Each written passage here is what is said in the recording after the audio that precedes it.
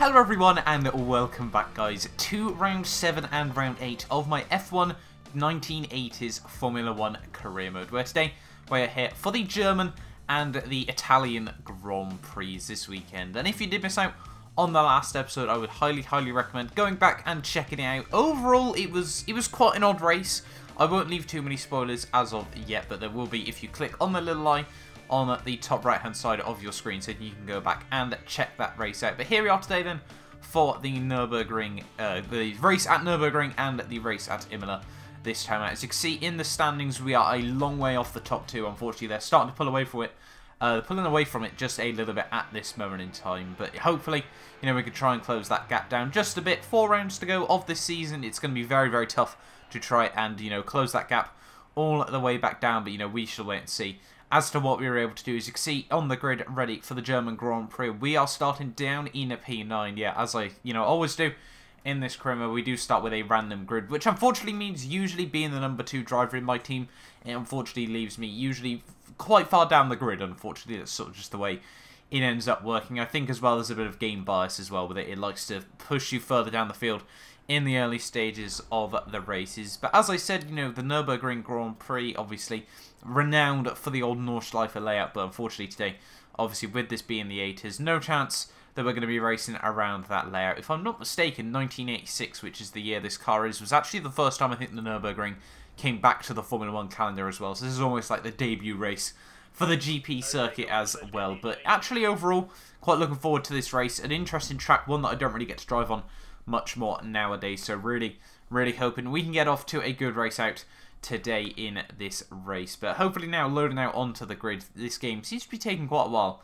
at the moment. Not really too sure why it's being so slow. But on the grid then, we have got Michael Schumacher on pole position for his home Grand Prix. My teammate Hakkinen down in P6, and there I am on the back row of the grid down in P9. But here we are then, ready for the start of the German Grand Prix. It's 4 lights, 6 lights, 8 lights, 10 lights, and it's lights out, and away we finally get off there, actually getting off to a fairly good start there. Hakkinen and Prost actually on the inside there, getting a little bit caught up between each other. We're going to try and get down towards the inside, in towards T1 here, braking nice and early, but we're going to dive down into the gap there on the inside of the corner there, and somehow out of all of that, we already find myself up into the podium positions for a couple of seconds there. 3 wide through turn 2, and we're just going to be able to hold it right around the outside of Fittipaldi, and I think that, I can't actually remember who else that was. I think it might have been Hill, if I'm not mistaken, but through turn 3 here, and see the exit of the first complex here, all over the back of Nigel Mansell here. So clearly, you know, our race pace really not being shown from the qualifying results. They're taking all the curb and probably a little bit more through turn 5 down in towards turn 6 here, and now we plummet down the hill in towards the hairpin corner here, all over the back of Nigel Mansell there. You can just see that Williams so much quicker in the straight line. They're making a little bit of contact with Mansell though, as he completely parks it in the hairpin there. See, on the exit of the corner there, he's not able to pick it all back up, and we're just going to pounce on that opportunity through the Schumacher as we go into P2 of the Grand Prix as well. And now we've only got the homeboy Michael Schumacher that we need to close in on. You can see coming through in towards this double 90-degree corners here. First of all, the left-hand corner flicking in, then through the right ever so slightly quicker on the exit, now down onto the back straight there. Schumacher took a lot of curb through the back straight there, and we're all over the back of him here. Have a much better straight line speed there as we come down in towards the chicane there on the outside. Yes, we go, having a look, trying to keep it right around the outside there. Schumacher absolutely parks it on the inside there, but somehow in the start of that Grand Prix, we've gone from P9 all the way up into the lead of the Grand Prix here. The AI is still on the absolute maximum it will go there, so really not too sure how we've been able to do that. See, already we've got a 6th gap over Michael Schumacher just behind me there, so not really too sure how on earth we've been able to do that there in the early stages of that race. Through turn 1 there we go, running a little bit wide on the exit of the corner. They're going to struggle to try and adjust my braking point there, obviously, for these, you know, very old Formula 1 cars there. But really, from then on out, for the rest of the Grand Prix, you know, I'm not really going to try and fill out a 10-minute race with this.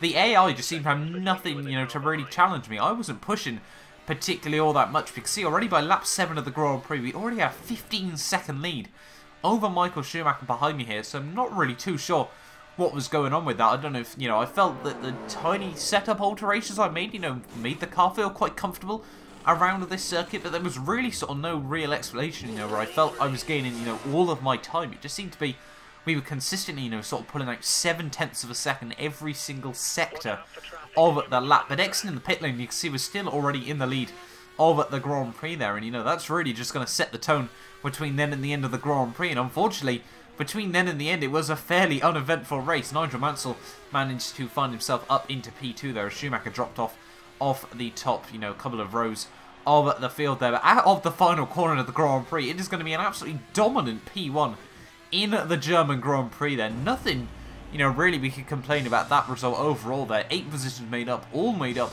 in the first lap there. I think our fastest lap was a good couple of seconds quicker than anyone else's there, and it was quite an odd surprise, you know, to just be that much quicker than Nigel Mansell there. 45 seconds we won that race by, and considering that's only a 25% race there, 3 seconds a lap averaged we'd pull out there in that Grand Prix. Schumacher there actually retiring in the end of the Grand Prix, which means we're going to close down absolutely massively on him there. Nigel Mansell putting out now a strong points lead overall in the drivers' standings there. We're now 38 points back in the standings there, so we are closing down the points, but obviously at the moment, you know, 3 rounds to go after this one. 38 points we're going to try and close up. That's what, 13 points every Grand Prix, so we need Mansell to finish off the podium every single time, and I need to win every single Grand Prix between now and the end of the season there. But that was overall a very, very good result for myself in that race. Hopefully as well, you know, we will gain some points in the constructors' standings. I feel, you know, Williams and Ferrari, I think, you know, was sort of all quite close, locked into battle. I think Williams, you know,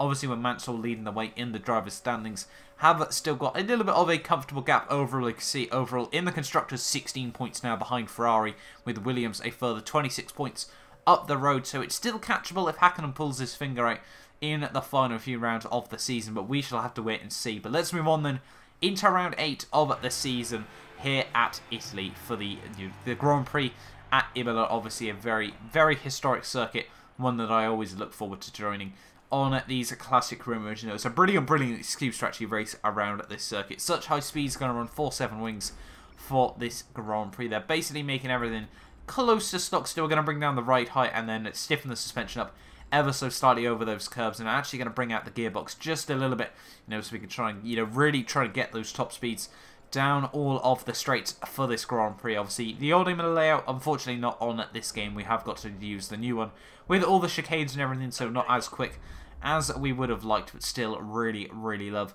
coming and racing around this circuit. But hopefully, you know, the game's loading times can be a little bit quicker than they were last time out for the the German Grand Prix even. But here we are then on the grid. Nigel Mansell actually starts from pole this time with Schumacher just alongside him. The Hakkinen up into P5 there and myself up into P8, so both making gains on the start of these races. But here we are then on the grid alongside Mario Andretti just behind Gerhard Berger. But it's 4 lights, it's 6 lights, it's 8 lights, it's 10 lights once more for the Italian Grand Prix here. It's lights out. And away we go, and actually off to a little bit of a poorer start there. Berger not getting off to a particularly good start as well there, but we've actually got Alain Prost trying to look down the inside in towards turn 1 there. We're going to break very, very early there. Alan Jones also has a look down the inside in towards the corner there, but everyone just absolutely parks it through these first couple of corners here. We're really going to have to try and pounce on these opportunities. As you see, Berger and Prost very, very slow on the exit of the corner there. We go 3 wide. Berger completely breaks way later there, nearly goes right up the gearbox of Mika Hakkinen there, but unfortunately from that really, really cost his run through the corner there. So we now move up into P7 of the Grand Prix, all over the back of my teammate Mika Hakkinen here as we come up the hill there, but nothing going to be able to pounce on those opportunities as of yet in this Grand Prix here. But now as you can see, coming out of the quick chicane, we're going to fly past Mika Hakkinen there, up into P5 of this Grand Prix here. Next up on the old hit list, Mario Andretti there. So both of us making up good positions in the early stages of this race. But onto lap 3 here, we're going to send one down the inside of Andretti in towards the hairpin there. And we're now going to move up into P4 of this Grand Prix here. And now, actually, you know, it was one of those races, unfortunately, where the AI decided that they would 2-stop. And that sort of leaves you with a little bit of an uncompetitive race on the whole. Though I did consider going on for the 2-stop, but, you know, with the way the championship is looking, I need to sort of guarantee every possible opportunity of bonus points that I possibly can there. You can see setting the fastest lap as we came into the pit lane there, because that's just unfortunately the way this game works. But Nigel Mansell is actually going to fly back past me on the exit of the pit lane there. We're going to go back down into P2 with Emerson Fittipaldi looking very, very strong, actually up in P3 of this Grand Prix there. But as I said, the AI did all opt to make a two-stop Grand Prix out of this 16-lap race, which basically left me with a bit of a comfortable coast back to the end of the Grand Prix there. So as we come through the final couple of corners of this race, it has been two absolutely dominant race performances here. The second one more down to the race strategy over anything else there. Obviously the first one being so much down to the raw pace there. But out of the final corner we go. It's going to be back-to-back race victories in the F1 1980's career mode there. Really, really happy with overall how those two races went. You know, unfortunately, you know, not really two exciting races, hence why I sort of bundled them into one race result there. You can see we won by, I think, nearly 30 seconds over Nigel Mansell there. Emerson Fittipaldi doing very, very well to get a podium there. And Michael Schumacher, once again, not having a good race there, all the way down in P7. So we're going to close up another 19 points to the German there. So his season has really, really come undone. But Nigel Mansell there still looking very, very strong. Only lost out another 7 points to myself there in the driver's standings after that Grand Prix. So really, you know, it's looking more and more like he's just doing everything that he needs to in the driver's standings. See, already now 1 point behind Michael Schumacher as we come down into the final two rounds of the season there. Nigel Mansell actually has now a one race lead there, so he can, you know, afford to have a DNF there, and we'd have to win both races for him still not to win the Drivers' World Championship there. But yeah, overall, it's looking more and more like Nigel Mansell's championship now to lose, but it's looking like he should have it quite comfortably over the rest of the field there. We're just 1 point though behind Michael Schumacher in the driver's standing, so hopefully we can try and capitalise on that. And having a look in the constructors, we have now jumped Ferrari there, a 9-point lead over the Italian team there. We've still got a 35-point lead though, to a 35-point deficit even to the Williams team, so it's going to be very, very difficult to try and close those guys down. But hopefully, you know, you guys have enjoyed this video. Do not forget to like, subscribe if you're new around here and you want to see the final two rounds of the F1 1980's career mode. But I will see you guys next time for the next race. I can't remember what Grand Prix it is.